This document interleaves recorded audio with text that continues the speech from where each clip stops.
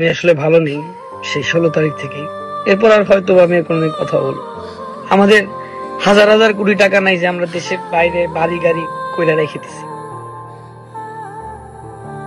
কিচ্ছু করিনি, সব দেশে করছি।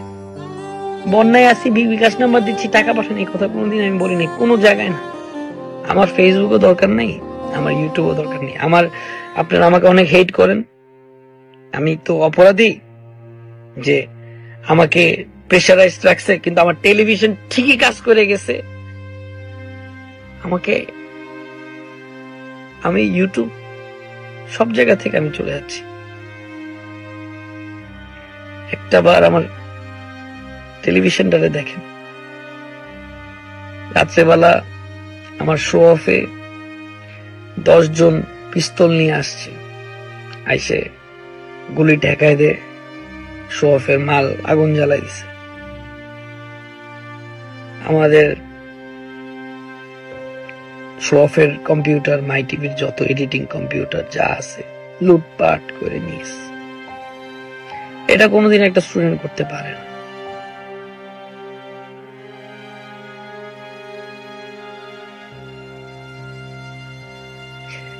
তেরো বছর আমি আপনাদের সাথে ছিলাম, আছি, থাকবো। আমি বারবার আপনাদেরকে, আমি কতবার যে কত ডিপার্টমেন্টের অফিসে গেছি সেটা আপনারা একদিন জানতে পারবেন। আমি আরো অনেক কথা আছে, আমি বলবো একদিন, আমি এগুলা এক একটা স্টোরি বলবো।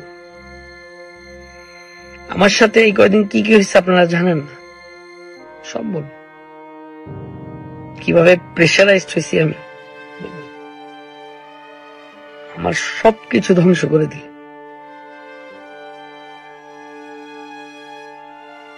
তো মাই টিভির গেটটা খুলে যেই আসতো আমার কাছে, দেখা হইতো আমার সাথে, খালি হাতে বিদায় দিতাম। সেই গেটটি আজকে ভাইয়া পুরো মাই টিভিটারে ভাঙিয়ে দিল।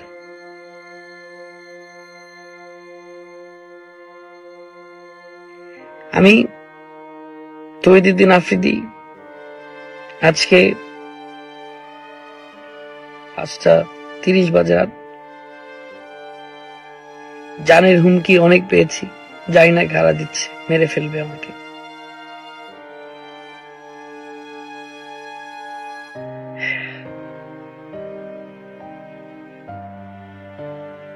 ইটের প্রত্যেকটা পাথর মনে হলো আমার বাবার রক্তে মারছে, এরকম মনে হয়েছে। অনেক কষ্ট করে বিল্ডিংটা উঠাইছে। আমি কোনো ইমোশনাল কথা বলতে আসি নাই বা আপনাদেরকে ম্যানিপুলেট করতে আসি নাই। আমি বিদায় নিচ্ছি আপনাদের থেকে, এই ইউটিউব থেকে, এই ফেসবুক থেকে, এই টিকটক থেকে। আমার যদি কখনো ভুল হয়ে থাকে আমাকে ক্ষমা করে দিবেন। একটা মেডিকেল কলেজ করতে চেয়েছিলাম, তাও আগুন জ্বালাই দিল। আমার টেলিভিশন ছাত্রদের পক্ষেই কথা বলছে, সেটাও ভেঙে দিল।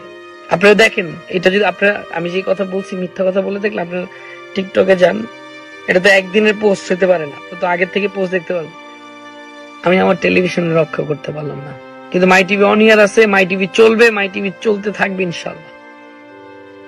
কারণ মাই টিভি গ্রাম বাংলার টেলিভিশন। আমি আপনাদের থেকে চলে যাচ্ছি, আপনারা অনেকে খুশি হচ্ছেন হয়তোবা।